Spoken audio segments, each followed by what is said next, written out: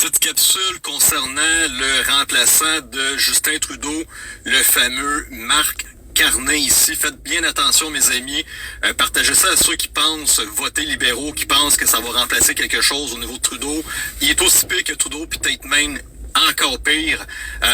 Aujourd'hui, 14 février, c'est malheureusement le moment que Justin Trudeau a invoqué l'acte d'urgence contre les manifestants du convoi des camionneurs à Ottawa. C'est la première fois que c'est utilisé dans un terme d'une manifestation pacifique. Les comptes de banque des gens ont été gelés. Ils ont volé leur argent des fondations qu'il y avait eu sur les dons que les gens avaient donnés.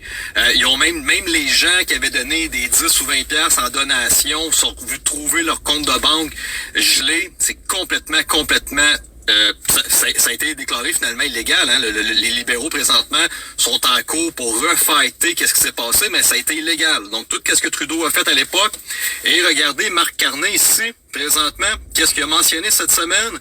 Il dit qu'il va utiliser les pouvoirs d'urgence pour combattre contre l'Amérique, contre les États-Unis sur le fameux les tarifs et la guerre commerciale qu'on est en train de vivre avec les États-Unis. Je vous le cacherai pas, Trump, il veut réellement le Canada. Pourquoi? Parce que, il faut qu'il fasse le ménage à l'intérieur de notre Canada puis du Québec, comme qu'il est en train de faire aux États-Unis. Si on passe pas par un processus de doge au Canada, au Québec, pour tout enlever le surplus de la bureaucratie de notre système, on va continuer à s'endetter sans arrêt. Il faut qu'on trouve c'est où qui va tout le blanchiment d'argent puis la corruption. Faut qu'on enlève tous les bureaucrates qui savent à rien dans l'équation. Et Trump, je vais vous le dire, effectivement, il veut les ressources naturelles parce que la vie est en train de changer et on est dans la guerre froide pour celui qui va avoir le plus de ressources pour les intelligences artificielles et l'ordinateur quantique. Donc, Monsieur Carney, ici, la semaine passée, il a fait une conférence de presse en disant que le Canada va être woke, il va continuer à être woke. L'information, présentement, le gouvernement canadien a envoyé 500 millions dans d'autres pays à travers la planète pour encourager tous les mouvements LGBTQ, transgenres et ces choses-là. Je vais juste poser la question. Je veux pas dire qu'on est contre les LGBTQ ou les transgenres. Les gens, vous avez le droit de faire qu'est-ce que vous voulez si vous êtes pas bien dans votre peau. Mais problème technique, est-ce que c'est tous les citoyens québécois, canadiens qui doivent payer des millions et des millions pour encourager, faire de la propagande, payer les changements de sexe à ces personnes-là?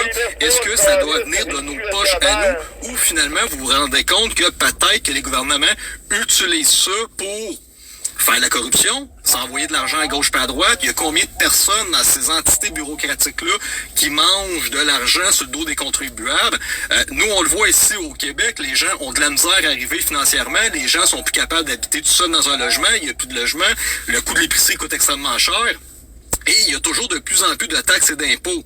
Donc, Marc Carney, c'est quoi le pouvoir d'urgence que tu vas utiliser? C'est qu'est-ce que tu peux faire? On s'entend, t'invoqueras pas l'armée contre les États-Unis.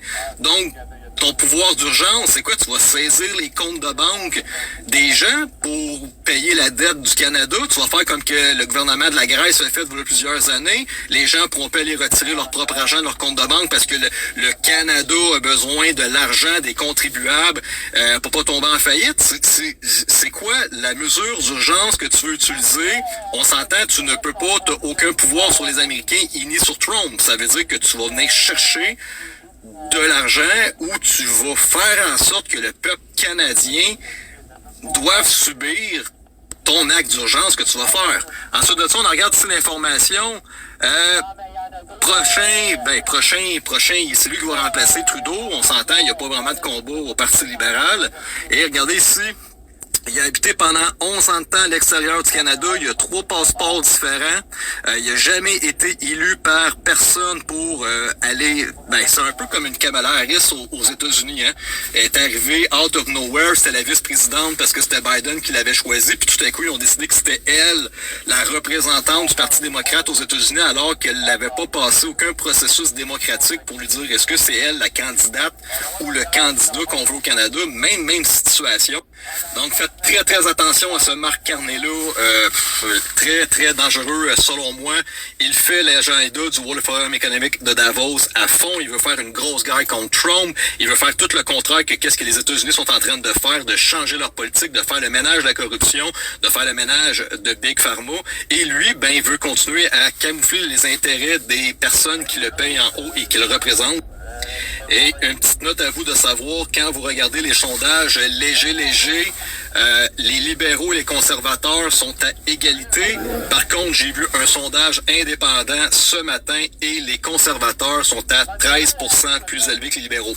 Donc, juste vous donner encore un petit exemple de qu'est-ce que les médias font avec de la propagande pour vous donner des idées, pour programmer votre façon de penser, pour vous penser qu'ils sont à coude à coude.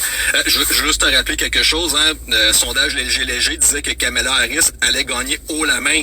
Et là, les gens endormis, les normies sont comme, ben non, c'est sûr c'est Kamala Harris qui va gagner. Léger l'ont dit. Tous les reporters à la télévision qui passent des nouvelles le disent, que c'est elle qui va être choisie. Puis finalement, mais je le répète encore une fois, Trump a gagné 83% des comtés américains. Donc, si tu regardes la map des États-Unis au complet, c'est toutes des comtés dans chaque État, 83%. Puis même, je pense qu'il y en a un petit peu plus parce que ça, ils ont trouvé des endroits que les votes ont flippé en faveur des républicains. Donc, mes amis, 3/4 des Américains demandent qu'est-ce qui s'est passé présentement, veulent avoir les réponses sur la fraude COVID, veulent avoir les réponses sur Big Pharma, veulent que les gouvernements arrêtent de les attaquer avec des taxes, des impôts, département de IRS, puis tout ça. Trump va éliminer les impôts aux Américains. Il est en train de faire le gros ménage, il est en train de congédier des dizaines et des dizaines de milliers de fonctionnaires qui ne servent à rien à la grosse bureaucratie des États-Unis, et ça nous prend exactement la même chose au Canada et au Québec, mes amis. Et eux, qu'est-ce qu'ils font présentement? Ils font juste continuer à maintenir l'ancien système désuet, corrompu, gangréné, avec un cancer qui est pogné généralisé à grandeur, et ils tentent de garder la mainmise sur leur système de corruption, mais Dodge aux États-Unis va éclabousser tous les politiciens et tout le système canadien également. Donc il va avoir des répercussions qui vont commencer aux États-Unis.